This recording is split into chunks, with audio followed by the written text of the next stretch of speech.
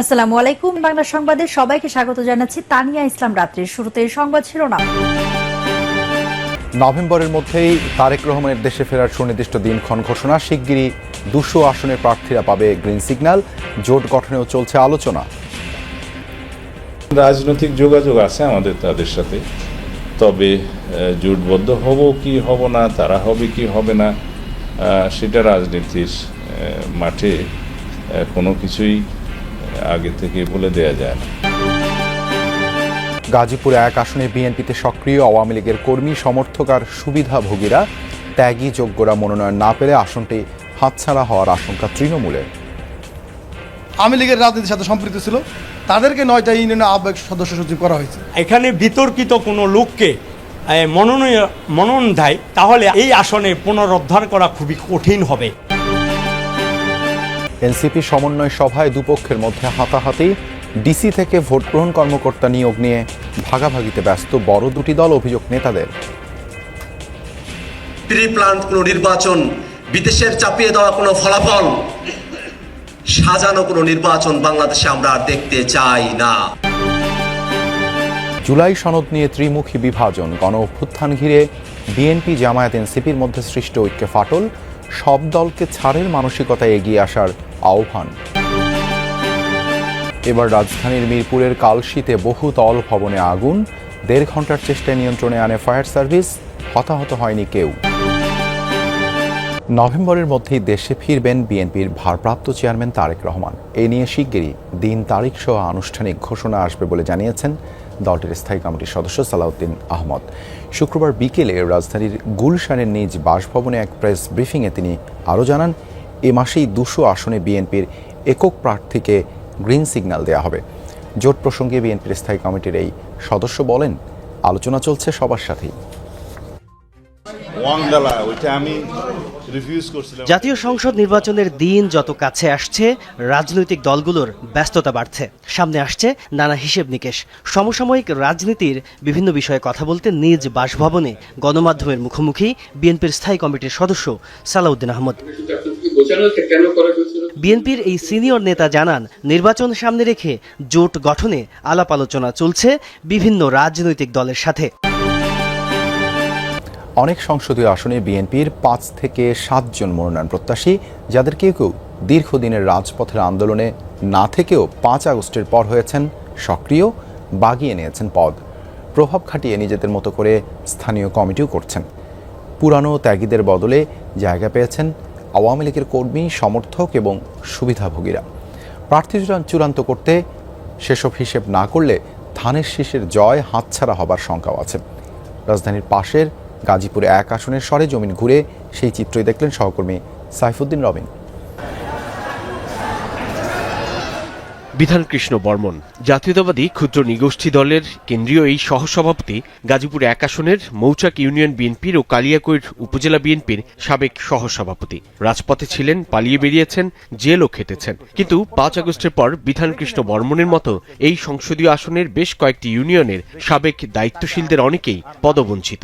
Senior সহসভাপতি ছিলাম মৌচাক ইউনিয়নের, আমি উপজেলা সাংগঠনিক সহসভাপতি ছিলাম, কিন্তু আমাদের মূল্যায়ন করা হয় না। অ্যাডভোকেট কামরুল ছিল সভাপতি এবং উপজেলা সাংগঠনিক সম্পাদক, তাকেও কোনো মূল্যায়ন করা হয় না। মৌচাকের বিষয়টা আমি বলতেছি। দেশে আর কোনো পরিকল্পিত নির্বাচন হতে দেওয়া হবে না বলে হুঁশিয়ারি দিয়েছেন এনসিপির সদস্য সচিব আক্তার হোসেন। শুক্রবার বিকেলে রাজধানীর আবু সাইদ মিলনায়তনে দলটির ঢাকা মহানগর এবং জেলা কমিটির সমন্বয় সভায় এ কথা বলেন তিনি।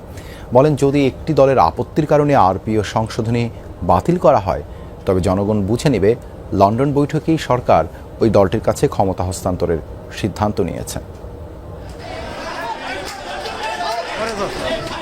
ঢাকা জেলা এবং মহানগর কমিটির নেতাকর্মীদের নিয়ে প্রথমবারের মতো জাতীয় নাগরিক পার্টির সমন্বয় সভার আয়োজন।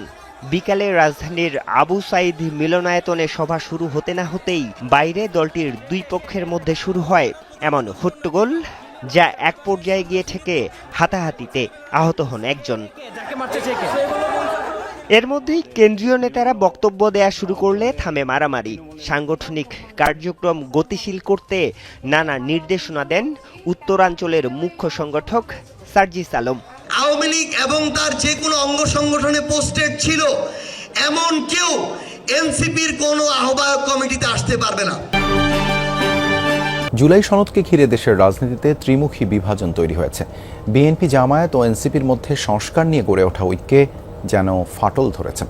জুলাই সনদ স্বাক্ষরের পর জামায়াত বিএনপি নিয়ে এনসিপি নেতাদের বক্তব্যে রাজনীতির আগুনে আরও ঘি ঢেলেছে। বিএনপি নেতা হাফিজ উদ্দিন আহমেদ অবশ্য বলছেন, এনসিপি নতুন দল, নেতাদের রাজনৈতিক অভিজ্ঞতা কম, তাই তাদের মন্তব্যে বিএনপি কিছু মনে করে না। জামায়াত নেতা হামিদুর রহমান আজাদ বলেন, পিয়ার নিয়ে তার দল কোনো অপকৌশলের আশ্রয় নেয়নি। আর এনসিপির আক্তার হোসেন বলছেন, জুলাই সনদ, গণভোট, নোট অফ ডিসেন্ট নিয়ে দলগুলোর মধ্যে টানাপোড়েন এখনও কাটেনি। গণঅভ্যুত্থানে আওয়ামী লীগ সরকার পতনের পর সামনে আসে সংস্কার ও জুলাই সনদের বিষয়টি। জাতীয় ঐকমত্য কমিশনের সাথে রাজনৈতিক দলগুলো দফায় দফায় বৈঠকে নানা বিষয়ে সবাই একমত হন, আবার অনেক বিষয়ে দ্বিমত রয়ে যায়। এই অবস্থার মধ্যেই জুলাই সনদ স্বাক্ষরের বিষয়টি সামনে আসে। বিএনপি সহ কিছু দল সেটি স্বাক্ষরের কথা বললেও নতুন দল এনসিপি ও জামায়াতের অবস্থান ছিল ভিন্ন। সনদের আইনি ভিত্তি কি হবে সেটি নিশ্চিত না হলে স্বাক্ষর করবে না বলে জানায় এনসিপি। জামায়াতের গড়িমসি থাকলেও শেষ পর্যন্ত সনদে স্বাক্ষর করে। এরপর এনসিপি ও জামায়াত নেতাদের একের পর এক মন্তব্য পরিস্থিতি আরও ঘোলাটে করেছে। জুলাই সনদ নিয়ে বিএনপি, জামায়াত ও এনসিপির মধ্যে দ্বন্দ্ব কেন? এনসিপি নেতা আক্তার হোসেন জানান, নোট অফ ডিসেন্ট সহ গণভোটের মতো বিষয়গুলো নিয়ে রাজনৈতিক দলগুলোর মধ্যে টানাপোড়েন রয়েছে। গণভোটের বিষয়টাকে সুরাহা করা হয়, নোট অফ ডিসেন্টের বিষয়টা সুরাহা করা হয়, আর যে কনস্টিটিউয়েন্ট পাওয়ার দেওয়া হবে তার বদলে যেটাকে সংস্কারকৃত সংবিধান রয়েছে 26 হিসেবে যদি উপস্থাপন করা হয়, তবেই এই যে রাজনৈতিক দলগুলোর মধ্যে বাস্তবায়নের বিষয়টা নিয়ে এক ধরনের টানাপোড়েন রয়েছে, সেটাকে একটা সমাধানের জায়গায় নিয়ে আসা সম্ভব হবে। যদিও এ নিয়ে বিএনপি জামায়াতের অন্য ভাষ্য। এরা সদ্য সাবালক হয়েছে, নতুন পার্টি, তাদের প্রতি আমাদের স্নেহ ভালোবাসা রয়েছে। তারা কি বললো এটা আমরা মাইন্ড করি না। রাজনৈতিক ক্ষেত্রে তারা অনভিজ্ঞ। একটা ভুল হয়েছে, এদেরকে যে মন্ত্রিসভা দিয়ে দলটার 12টা বাজিয়ে দিয়েছে প্রফেসর ইউনূস। এরা যদি মন্ত্রিসভায় যোগ না দিত, বাইরে থাকতো, এদের সমর্থন আরও অনেক বাড়তো। কিন্তু মন্ত্রিসভায় যোগদান করার ফলে তাদের আসল চেহারা জনগণের সামনে উন্মোচিত হয়েছে। আমরা তো একসাথেই ছিলাম, আছি, থাকবো এই প্রত্যাশা রাখি। এটা যদি কোনো মহলকে সন্তুষ্ট করার জন্য হয় অথবা রাজনৈতিক কোনো অসৎ উদ্দেশ্য হয়, এবং সেই ক্ষেত্রে যদি দেশের জন্য কোনো ক্ষতিকর পরিস্থিতি ডেকে আনে, সেটা তাদের দায়িত্ব নিতে হবে যারা এদের ভূমিকা রাখছে। জুলাই সনদে স্বাক্ষরের সময়সীমা শেষ হবে 31 অক্টোবর। এনসিপি বলছে, সনদের আইনি ভিত্তি সহ 3টি শর্ত পূরণ হলে স্বাক্ষর করবে তারা। ঐকমত্য কমিশন যদি আমাদেরকে তাদের এই মেয়াদ বৃদ্ধির সময়কালে